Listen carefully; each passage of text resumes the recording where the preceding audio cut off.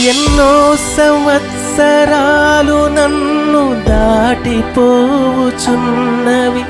నా ఆశలు నా కలలనే వెంబడించుచుంటిని.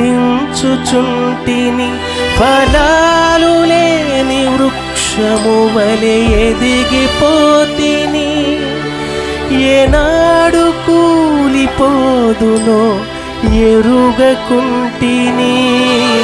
నా మరణ రోదన ఆలకించుమో ప్రభు, మరల నన్ను నూతనముగా చిగురువేయని. నా బ్రతుకు దినములు లెక్కింపనేర్పుము, దేవాయి భువిని వేడు ఘడియ నాకు చూపుము.